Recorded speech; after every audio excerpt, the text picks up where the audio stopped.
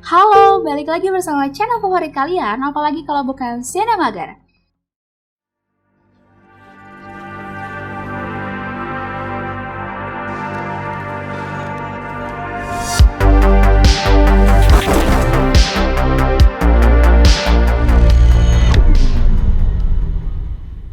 Di sini ada pecinta film dengan alur plot twist dan suka menebak-nebak jalan cerita. Yap, film ini sangat cocok untuk kalian tonton.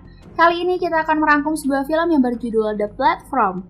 Film Spanyol yang disutradarai oleh Gelder Gazelu Urruita ini menggambarkan eksperimen brutal pada suatu kondisi sosial di dalam penjara vertikal. Film ini bergenre thriller dengan durasi 1 jam 34 menit yang menceritakan sistem makan di sebuah penjara vertikal. Mengapa disebut penjara vertikal? Ya berarti bukan horizontal. Haha, enggak deng. Dikatakan vertikal karena bangunannya berbentuk vertikal dengan total 333 lantai. Setiap lantai ditinggali oleh 2 orang. Film ini pertama kali tayang di Festival Film Toronto tahun 2019 dan memenangkan penghargaan People's Choice Award for Midnight Madness.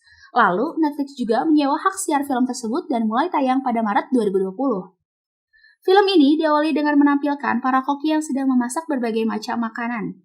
Goreng, yang diperankan oleh Ivan Meseg, terbangun dari tidurnya, dan ia menempati lantai 48 di mana ia dipasangkan dengan tahanan lain yang bernama Trimagasi. My name is Goreng. Goreng merupakan tahanan yang secara sukarela masuk ke dalam penjara ini demi mendapatkan sertifikasi diploma.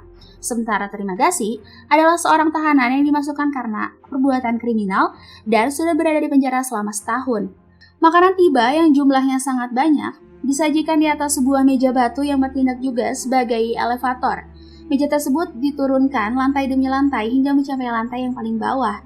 Ketika meja berisi makanan tersebut sampai ke lantai Goreng dan Trimagasi, makanan sudah berada dalam kondisi yang tidak layak makan. Makanan tersebut berantakan, berserakan, dan hampir tidak ada yang utuh karena semakin bawah, maka makanan akan makin sedikit dan bisa berujung kelaparan hingga kanibalisme. Melihat makanan tersebut, Goreng nampak tidak berselera makan sama sekali, namun Trimagasi makan dengan sangat lahap. Platform makanan ini turun mengantarkan apapun yang masih tersisa kepada penghuni lantai bawah. Sampai di sini mungkin sebagian dari kita menyadari bahwa film ini merupakan cerminan dari perilaku masyarakat sekarang.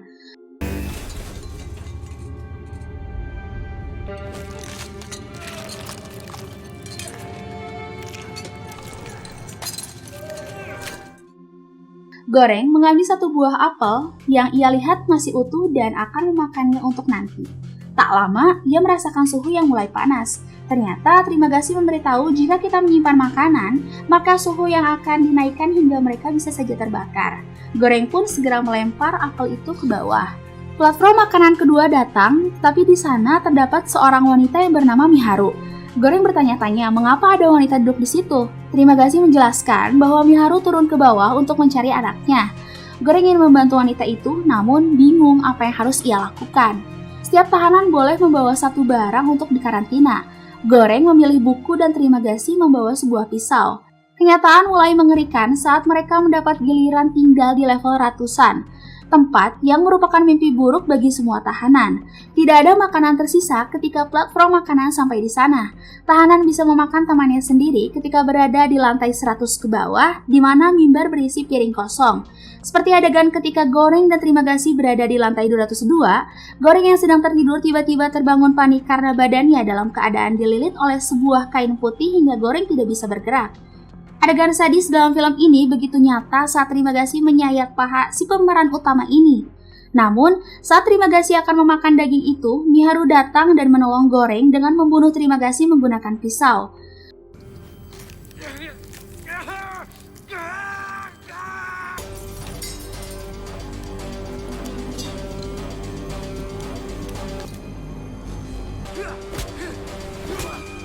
Goreng langsung menghabisi Trimagasi dengan menusuk-nusuknya memakai pisau. Adegan kanibal pun kembali ada dan terasa semakin menjijikkan saat Miharu memakan daging dari tubuh Trimagasi. Di sini sudah mulai menunjukkan bahwa para tahanan sudah terbiasa memakan daging manusia mentah-mentah. Sebulan berlalu, Goreng bersama orang baru yaitu perempuan yang dulunya pernah bekerja sebagai manajemen di penjara itu. Setiap kali sebelum platform makanan itu turun, perempuan itu selalu menjatahkan makanan ke dalam piring untuk 2 orang di bawahnya. Lalu, ia memerintah hanya memakan makanan jatah saja dan menyuruh melakukan hal yang sama untuk 2 orang di bawah mereka.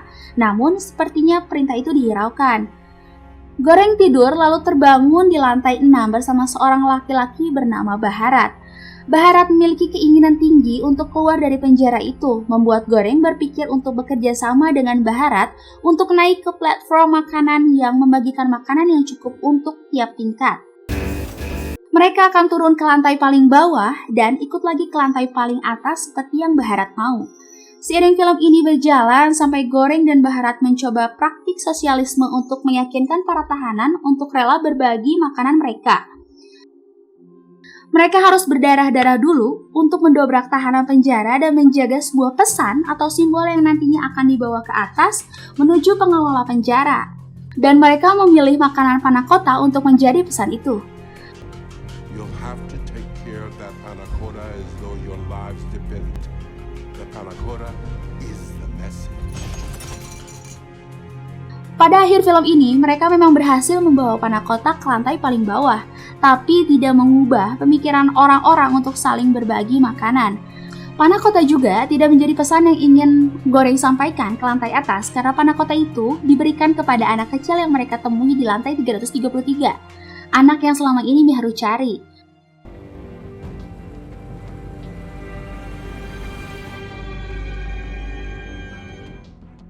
Tidak diceritakan mengapa bisa ada anak kecil berada di dalam penjara. Anak itu dikirim ke lantai atas sebagai simbol pesan tersebut. Goreng mengirimkan anak kecil itu di lantai paling bawah ke lantai paling atas di mana tempat manajemen gedung itu berada.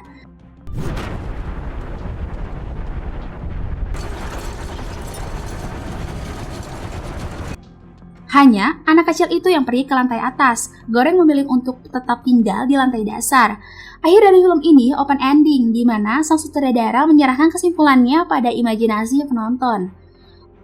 Wah, seru banget kan? The Platform ini merupakan film Netflix yang layak untuk ditonton. Terlepas dari adegan-adegan yang menjijikan, film ini akan memberikan pengalaman menarik dan banyak pesan moral yang bisa diambil bagi setiap penontonnya. Sebagian penonton, kita akan dituntut untuk peka dan menangkap sendiri makna dari film The Platform ini. Kalian punya interpretasi sendiri terhadap ending dari film ini?